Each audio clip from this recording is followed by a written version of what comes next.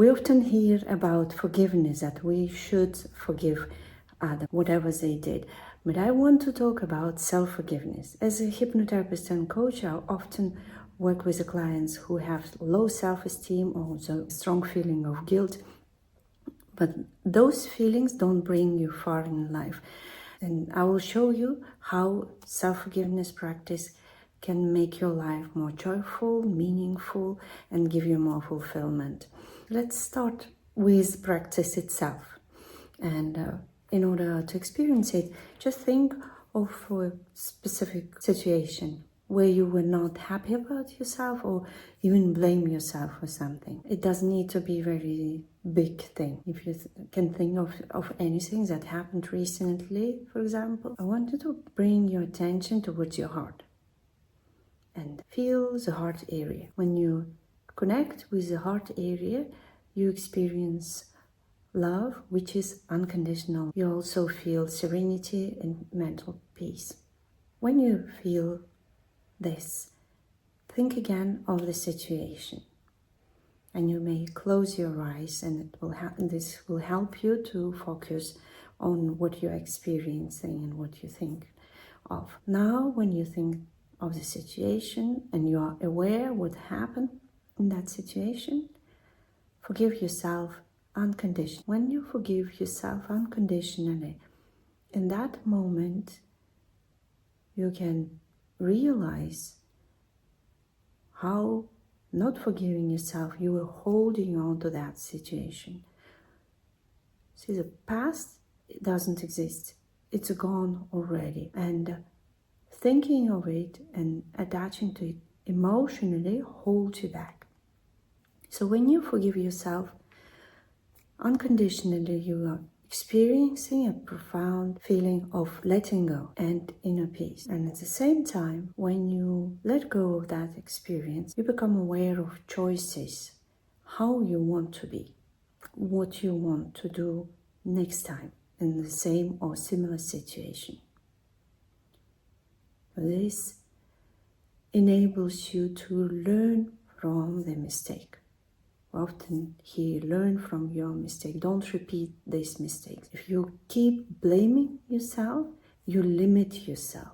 You identify yourself with that mistake or with a quality as if it is a trait of your personality. So when you forgive it, you let go and you become aware how you want to be, what you want to do. One question that I receive about this practice is, but if it was something very bad, and often it's not very bad, but my clients take responsibility for something that happened. What they did is, for example, if you want to perform well, if you were responsible for another person and you made that mistake. So the question is, how you forgive yourself? The answer is that if you don't forgive, you attach to that mistake. You identify yourself with that mistake, and that doesn't allow you to choose a better strategy, to learn from it and to grow. Even if it seems to be difficult,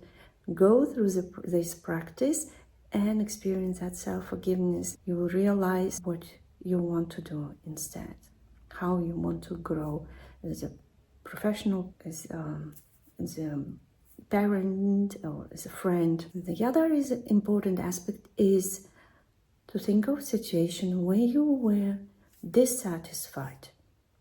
It's not necessarily your mistake, but something that gave you a big discomfort. Maybe you were angry, sad, disappointed when someone else did something or said something to you. And those are also important situations for self-forgiveness. Why? Because when we are unhappy about something that others do to us and we hold on to those situations, we are also stuck in our life. Moreover, we feel helpless and hopeless because this action depends on others. So our well-being depends on others. I invite you to practice this practice of self-forgiveness also when you were unhappy about the actions or words of another person. And then you focus on your emotional reaction to it. Become aware how you react emotionally, and it's very important what I teach my clients when they work with me, to take responsibility for your own emotional reaction.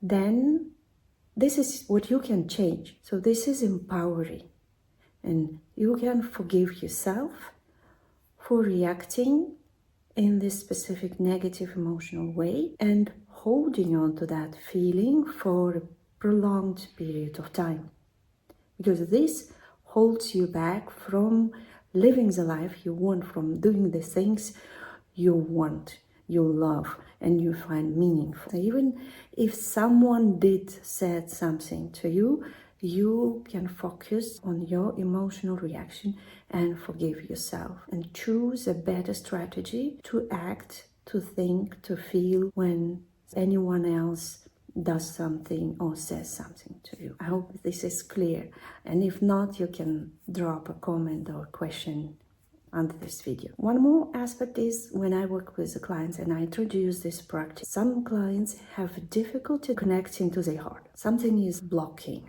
some anger, frustration, or feeling of guilt, and they cannot connect to their heart. They cannot experience that unconditional love and unconditional forgiveness. And in this case, you can focus on that feeling, invite that feeling, accept it until it leaves. When we accept our feelings and focus on them, we can simply calm down. And if you cannot do it, consider working with a specialist. You can find the link below to my website and book a free discovery call if you feel a need to work with a specialist. How do you practice this practice?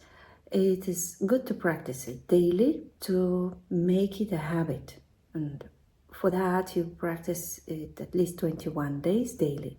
If you skip a day, start from the beginning. And after 21 days, you will be familiar with this practice. When you practice self-forgiveness for 21 days, you will raise your awareness about your emotions. You will be living your life more consciously, making better choices. And you will be able to increase the quality of your life, to grow as a person, as a professional, as a parent.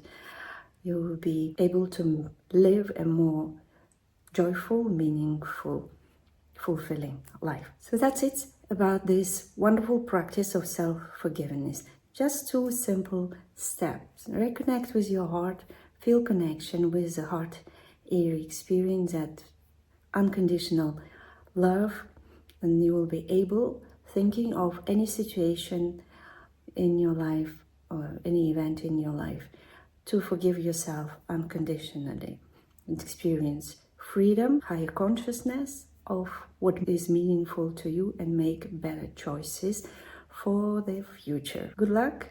Let me know how the practice goes. Goodbye.